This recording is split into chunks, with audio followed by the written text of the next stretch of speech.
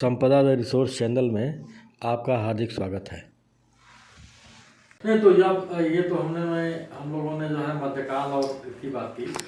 आगे चल के भी जो आधुनिक हिंदी साहित्य का जो आधुनिक काल है, उस कालखंड में कविता और कहानी जी। दोनों में कृषि जीवन आता है, किसानों का जीवन आता है और किसानों का संघर्ष आता है। बिल्कुल। तो इसको जो है आप जैसे प्रेमचंद का जो पूरा साहित्य है, आपने निराला जी की चर्चा की, नागार्जुन की चर्चा की, तो मैं ये जानना चाहूँगा कि किस तरह से जो है हिंदी साहित्य, आधुनिक हिंदी साहित्य में कृषि जीवन कैसे देखिए ऐसा है कि लोक जीवन का तो सबसे बड़ा जो कवि है किसान जीवन का, वो है घाघ की चर्चा अगर हम लोग न करें तो ये चर्चा जो है अधूरी होगी। घाघ और भट्टरी, हाँ, ये दो ऐसे बड़े महाकवि हैं।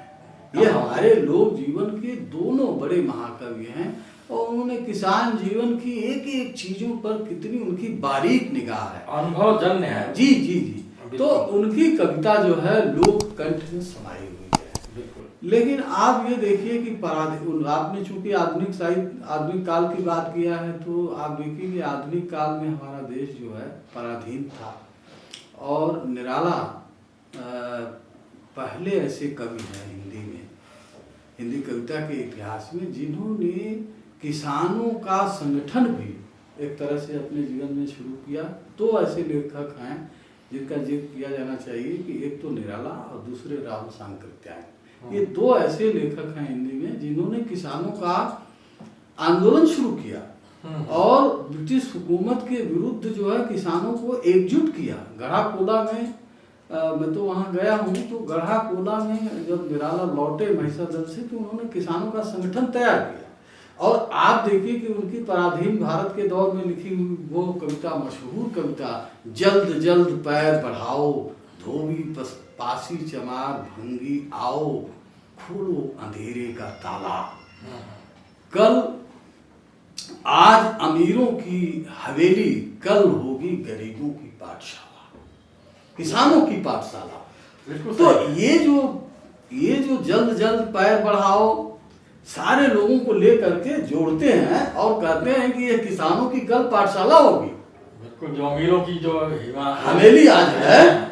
ये पराधीन भारत के दौर में निराला देख रहे थे कि किस तरह से आने वाला समय जो है किसानों का होगा, आशावाद। सबसे बड़ी बात यह है कि आधुनिक काल में मैं संक्षेप में ये बताना चाहता हूँ कि जो हमारी प्रगतिशील कविता की जो धारा है, इसके जो पंच तत्व हैं, निराला, मुक्तिबोध, शमशेर, नागार्जुन और त्रिलोचन, आप छठा नाम केदारनाथ अग्रवाल को भी जोड़ सकते हैं।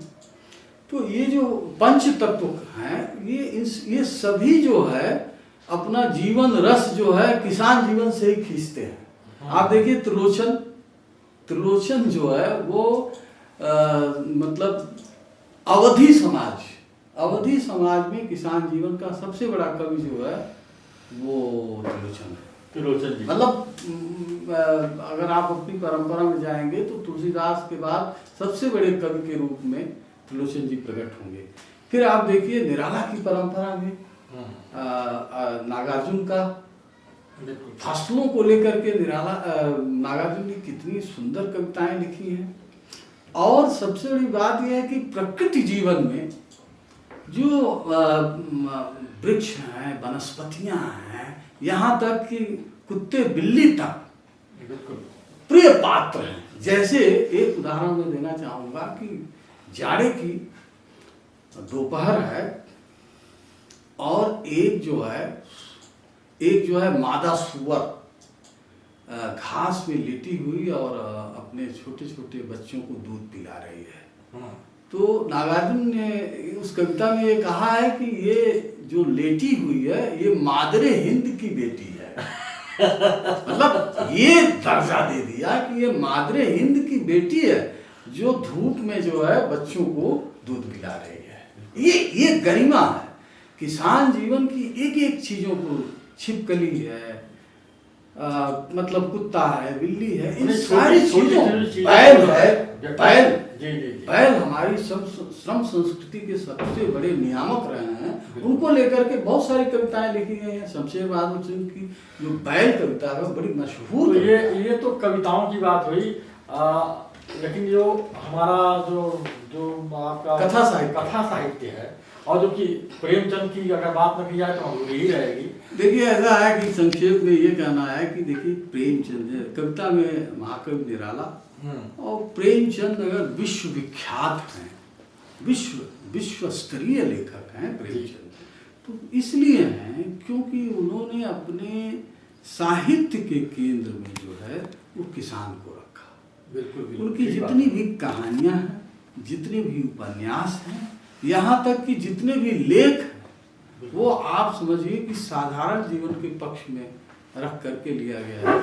किसान जीवन की जितनी भी, अब उनका जो प्रसिद्ध उपन्यास है गोदान का जो नायक है जी होरी, वो एक साधारण सीमांत किसान है एक तरह से कहा जाए, और उसकी जो आखिरी ख्वाहिश है वो पराधीन भारत के दौर का वह किसान है। और मैं अब भी जब किसान को देखता हूँ, हालांकि बदलाव बहुत आया है और आप मुझसे ज़्यादा जानते हैं किसानों के जीवन में खुशहाली भी आई है, लेकिन अभी भी औसत किसान जो है कहीं होरी के रूप में हमारे आपके सामने झलक जाता है। बिल्कुल सही है।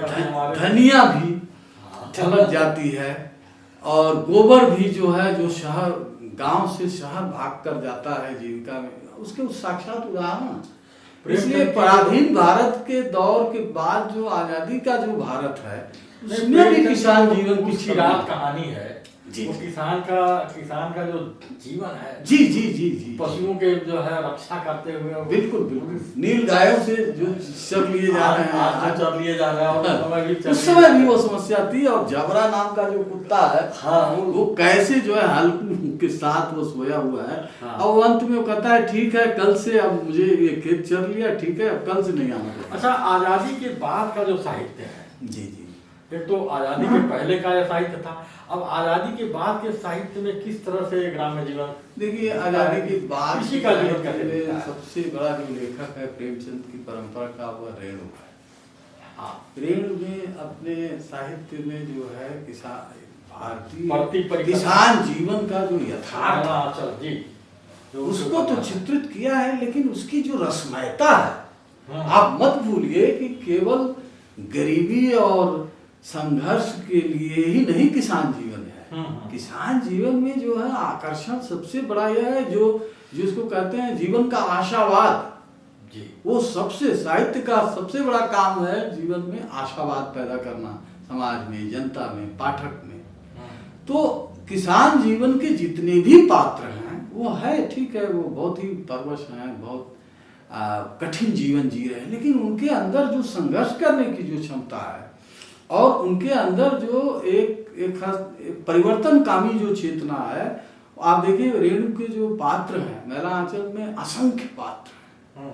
अगर पात्रों के हिसाब से देखा जाए तो इतना बड़ा उपन्यास तो लिखा, इसीलिए उसकी चर्चा होती है। लेकिन आप देखिए कि रेणु ने जो है पराधीन भारत के बाद जो आज़ादी का भारत है, उसमें उन्होंने किसान जीवन की उन छवियों को भी चित्रित किया है जो सुखकारी हैं, दुख में भी सुख है। किसान जीवन की जो सबसे बड़ी चीज है, एक तो किसान संवेदना, दूसरी चीज है कि दुख में भी सुख देखता है। दुनिया का कोई भी आदमी जो है दुख में सुख नहीं देखता है, लेकिन किसान ही एक ऐसा जीव है, ऐसा प्राणी है कि वो जो है दुखी जीवन में भी सुखी जीवन की कल्पना करता है। उसके बहुत सारे पात्र हैं। आप देखिए रेणु की जो कहानियां हैं, रेणु की कहानियों के पात्रों को अगर आप देखें, तीसरी कसम भी किसान जीवन की मशहूर कहानी। ये हीरामन गाड़ी हाँकने वाला एक गाड़ीवान जो किसान, और किस तरह से जी वो जो प्रेम है, वह जो रसमयता है। मृदंगिया जो कहानी उनकी है, रसप्रिया कहानी का जो नायक है मृदंगिया, वो बागीचे में जाकर पेड़ के ऊपर जाकर के और दिन भर बांसुरी बजाता है। पंचलाइट पंचलाइट कहानी है। बिल्कुल। कहने का मतलब ये है कि किसान जीवन में सिर्फ दुख और पराभव और तकलीफ ही नहीं है, सुखी जीवन, मतलब दुख में भी सुख की परिकल्पना है।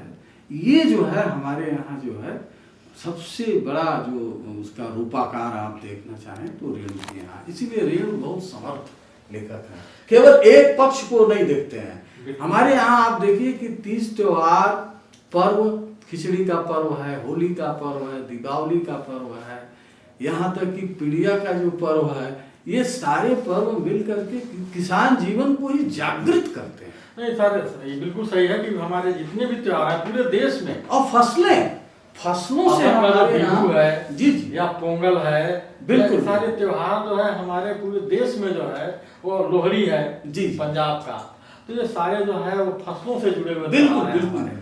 अच्छा आप ये देखिए एक और चीज है, प्रकृति को हम लोग नेग्लेक्ट कर रहे हैं, शहरी लोग प्रकृति को नहीं जानते हैं, लेकिन आप देखिए किसान जीवन की जो चेतना है उसमें सबसे ज्यादा उसको उत्प्रेरित करने का जो जो तत्व है वो प्रकृति है।